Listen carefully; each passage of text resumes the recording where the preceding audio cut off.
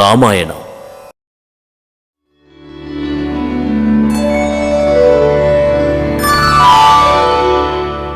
పవిత్రమైన సరయూ నది ప్రవహిస్తున్న దేశాలలో కోసల దేశం ఒకటి. అద్భుతమైన పెద్ద పెద్ద భవంతులతో, పూల వనాలతో, గలగలపాడే నదులతో నిత్య వసంతంలా ఆ దేశం ఎంతో రమణీయంగా ఉండేది. ఆ దేశం సూర్యవంశపు రాజుల ఏలుబడిలో ఉండేది.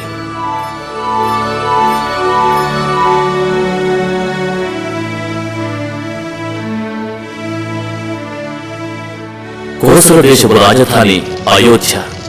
దీనిని సూర్యవంశపు మొదటి రాజు అయిన మను కుమారుడు ఇక్ష్వాకుడు నిర్మించాడు. సూర్యవంశంలో కాలక్రమేణా వచ్చిన రాజులలో దశరథుడు తన తండ్రిని తాత ముత్తాతలను మరిపించి పరిపాలన చేస్తూ ఉండేవాడు. అతని పేరు శత్రువులకు సింహస్వప్నం. అధర్మం అతని రాజ్యంలో ఉండలేకపోయింది. రాజ్యంలోని ప్రజలు సుఖంగా ఉంటున్నా అతనికి సంతానం లేదన్న ఒకే ఒక కొరత ఉండేది. ఒకనాడు దశరథ మహారాజు తన ముగ్గురు భార్యలు కౌసల్య, సుమిత్ర, కైకేయులతో కూర్చుని ఉండగా మహాముని వశిష్ఠుడు రాజుగారికి ఒక సలహా ఇచ్చాడు.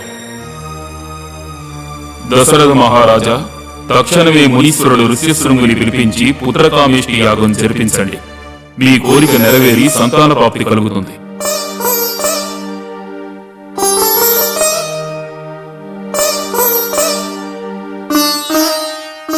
వశిష్ఠుడు చెప్పినట్లుగా మహాముని ఋష్యశృంగుని ఆధ్వర్యంలో పుత్రకామేష్టి యాగం ప్రారంభమైంది. యజ్ఞకుండం నుండి దివ్య పురుషుడు ప్రత్యక్షమయ్యాడు. మహారాజా, నీ పుత్రకామేష్టి యాగం ఫలించింది. ఈ పాయసాన్ని నీ భార్యల్ని ఆరగించమని చెప్పు.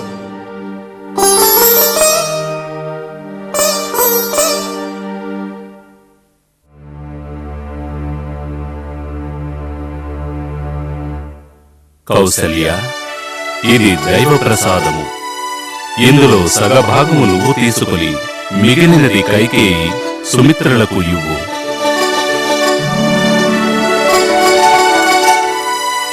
నెలలు గడిచాయి. అంతఃపురంలో పసిపిట్టల కేరింతలు వినిపించసాగాయి.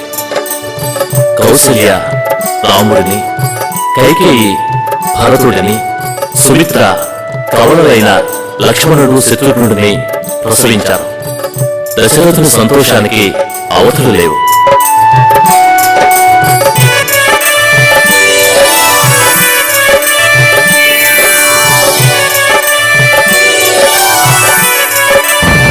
అయోధ్య నగరవాసులంతా మహోత్సాహంతో ఆ నలుగురు రాజకుమారుల జన్మదినాన్ని జరుపుకున్నారు. నలుగురు రాకుమారులు గురుకులంలో విద్యాభ్యాసం అభ్యసించసాగారు.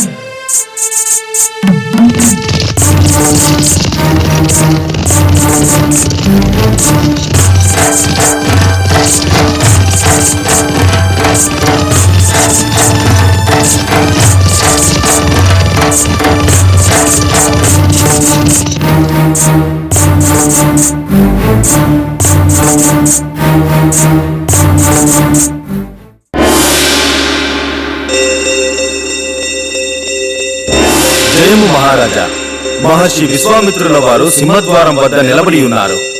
ఏమిటి? విశ్వామిత్రుల వారు సింహద్వారం వద్ద నిలబడి ఉన్నారా? సకల మర్యాదలతో సగౌరవంగా తీసుకురండి.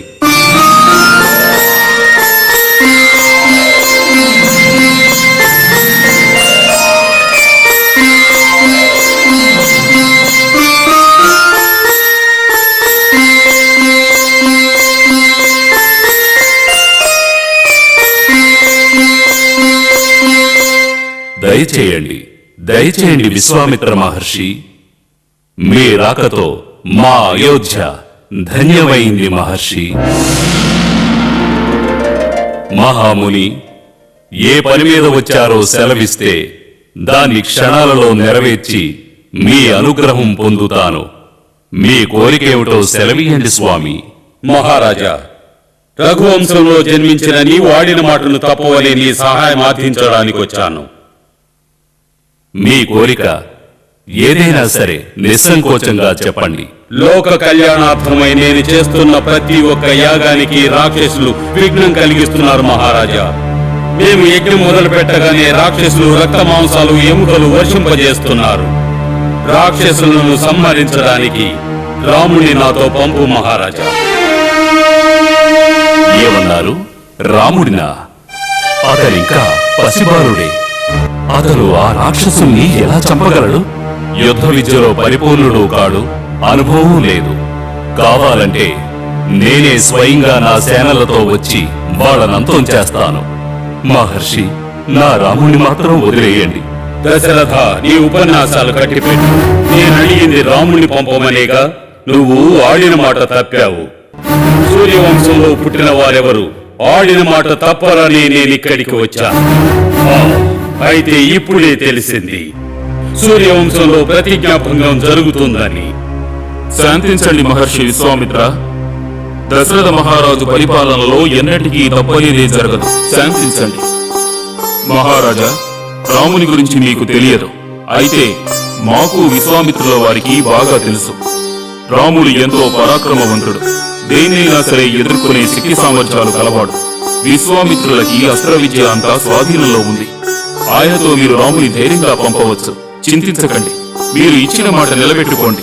తక్షణమే రాముని పంపండి, అప్పుడే లోకానికి అతని గురించి తెలుస్తుంది. మహాముని, నేను రాముణ్ణి మీతో పంపించడానికి సంతోషంగా అంగీకరిస్తున్నాను. కృతజ్ఞతలు మహారాజా.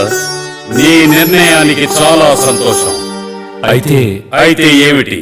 నిస్సంకోచంగా నీ మనసులోని మాట చెప్పు. రాముడు లక్ష్మణుని విడిచి ఒక్క క్షణం కూడా ఉండలేడు. అందుకని లక్ష్మణుని కూడా తోడు తీసుకుని వెళ్ళండి.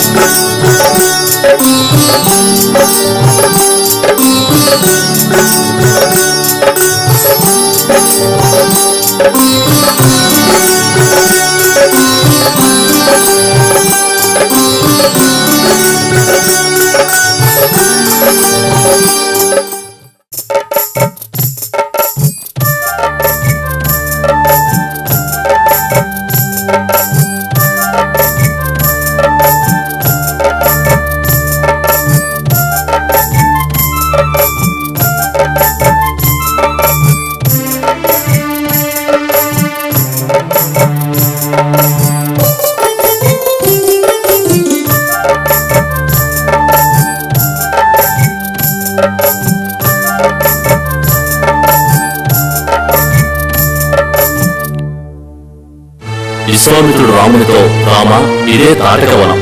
ఒకనాడు ఈ ప్రాంతం జనసందోహంతో కన్నుల పండుగగా ఉండేది. అయితే తాటికి అనే రాక్షసు వల్ల అరణ్యంగా మారింది. అందుకని జాగ్రత్తగా ఉండాలి అని చెప్పాడు.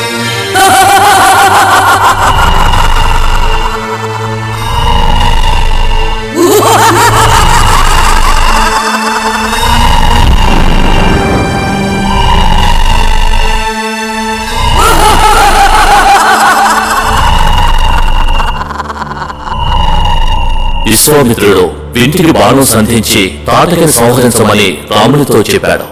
రాముడు సంకోచించగా విశ్వామిత్రుడు, సంకోచించకు, వెంటనే దాన్ని సంహరించు అని చెప్పాడు. అప్పుడు రామలక్ష్మణులిద్దరూ వింటికి బాణం సంధించి తాటకిని సంహరించారు.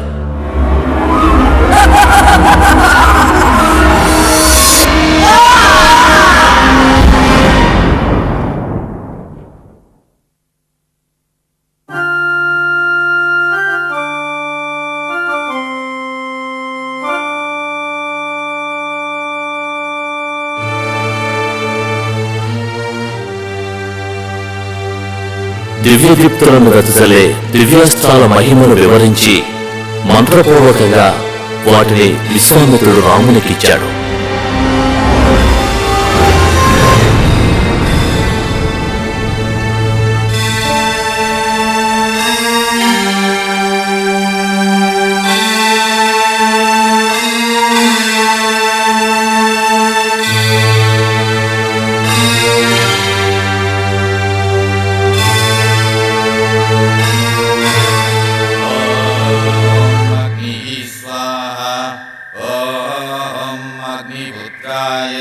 విశ్వామిత్రుడు మరికొందరు ఋషులు యజ్ఞం చేస్తుండగా తాటకి కొడుకు సుబాహుడు, మారీచుడు యజ్ఞాన్ని పాడు చేయాలని ఆకాశం నుంచి యజ్ఞకుండంలోకి ఎముకలు రక్తమాంసాలను కురిపించి వికటాటహాసం చేయసాగారు.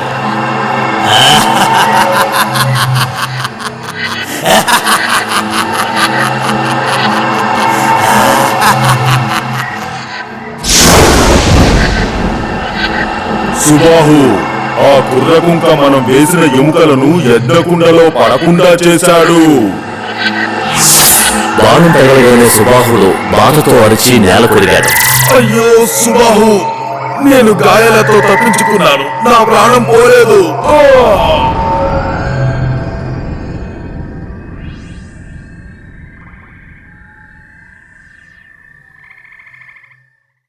జనక మహారాజు నుంచి ఆహ్వానం వచ్చింది. నేను నిధులకు ప్రయాణమవుతున్నాను.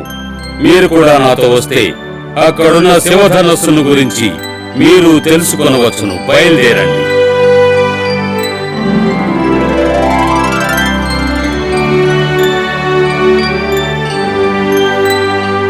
రామలక్ష్మణులిద్దరూ విశ్వామిత్రునితో కలిసి మిథిల వైపు ప్రయాణం సాగించారు.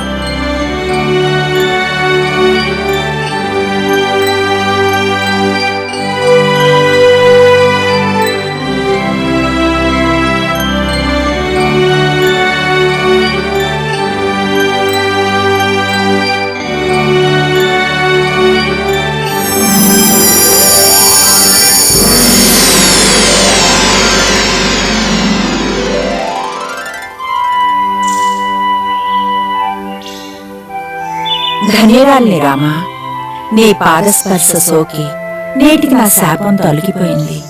ఏమిటి, ఒక నారి ఇన్ని వత్సరములుగా రాయిలా జీవిస్తున్నదా? అవును రామా, ఇంద్రుడు చేసిన మోసం తెలియనందున నా భర్త శాపం వల్ల రాయిగా మారాను. అయితే ఈనాడు నీ పాదస్పర్శతో నా శాపం తొలగిపోయింది. మన సంస్కృతి, మన సాంప్రదాయాలు ఎప్పటికీ మనతోనే ఉండాలి. భారతదేశపు మహాగ్రంథాలు, కావ్యాల సంపూర్ణ సంకలనం.